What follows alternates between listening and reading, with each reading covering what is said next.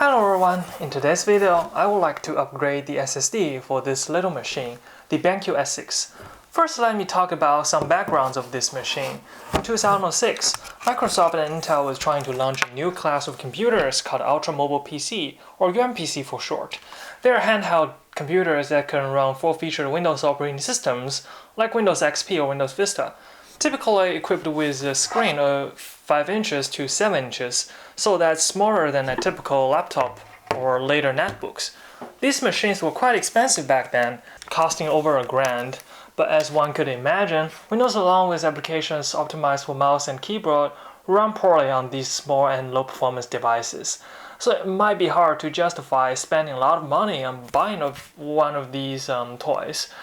But luckily, alternatives emerged not too long after. The alternative option is called mobile internet devices, or MID for short. Similar to UMPCs, they are also miniaturized handheld PCs with x86 processors, but generally ships with customized Linux operating systems. And Benq S6 is one of them, released in 2009. Here is a list of specs for this machine. While the specs isn't great, the Benq S6 is quite affordable, retailing at only about $300, so if one could install Windows on it, then that could be a nice way to get into the UMPC bandwagon without breaking the bank. Luckily, installing Windows on S6 is not that hard. It has a fairly standard AMI BIOS and supports booting over USB, so one could just hook up a USB thumb drive or a USB CD-ROM drive to install Windows. Drivers could be found online, and there is a community-built software called MID Utilities or MID Utilities to control the Wi-Fi and 3G. But one would soon find a huge limitation: the 2GB SSD. It's simply not enough to hold all the stuff. A typical Windows XP installation could take up 1.5GB. Sure, you could trim it down, as probably every S6 owners would do, but still that's quite limiting. Unless there is a way to upgrade the SSD for more capacity, it shouldn't be that hard, right? To upgrade the SSD, let's first take it apart. It's held together with 4 screws on the back. After removing them, the back case could be removed with some effort, and then we could see the pathetic 2GB SSD. It uses a non-standard connector and a non-standard form factor. Typically, when dealing with such cases, one could use an adapter board to use like a CF card or an mSATA SSD. Here it's not only physically smaller than the CF cards or mSATA SSDs, but it is also quite thin. There is just not much room for an adapter. As a result, if one tries to search for an S6 SSD upgrade online, the solution all requires people to cut the slot in the back of the machine to accommodate the SSD. I'm not satisfied with that, so I'm going to develop my own solution. The plan is simple. I'm going to build an SSD myself that will fit there. Despite using a proprietary connector, the protocol is just plain ATA or IDE. SSD controllers typically use SATA nowadays, so a bridge chip is needed. So then I have the block diagram. Next, about designing the PCB. Most of the related information is confidential, which I don't have access to, so I bought an IDE to SATA converter board and a cheap SSD and reverse engineered them. To be fair, I did find some information, such as a datasheet for a different but similar SSD controller on Google.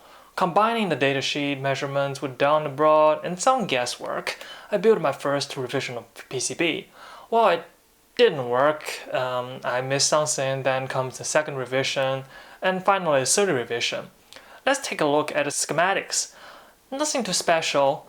I have an IDE to SATA bridge chip here, the SSD controller here, and a dual channel flash chip here. In case you wonder, the entire design is open source under a permissive license available on GitHub. Skipping all the painful debugging process, I now have an SSD, just hand assembled. The first task is to initialize the SSD. This process involves using the so-called mass production tool, though I'm not really mass producing it. Initially, my idea was to run this tool directly on the machine, but it turns out the screen resolution is not high enough. Then I tried using Windows 2 Go to boot Windows 7 off my USB hard drive. Then I could connect to it using a remote desktop and run the tool. Then I just got the error saying it fails to initialize the disk. Searching online suggests it's probably a compatibility issue and I should try using a USB bridge instead of connecting it directly to the motherboard. Okay, fine, I could reuse the second revision PCB to build a converter board so I can initialize the board over USB. Okay, now it works.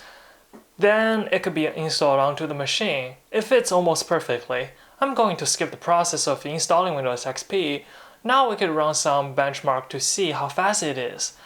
In the device manager, it says the disk is currently running in the Ultra DMA mode 5, which is up to 100 MB per second. Running the Crystal Disk Mark shows a read speed of about 75 MB and write speed of about 30 MB. If running the Windows 7, the speed could go up to 84 and 50 respectively, but given the 512 MB of the RAM and extremely weak CPU, probably Windows XP is the best way to go. Some viewers would probably suggest running Linux on it.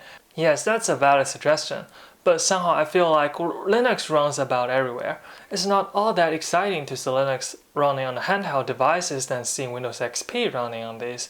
We came here for the x86 processors after all. Okay, this is about the end of this video. Hope you'll enjoy it. See you in the next time.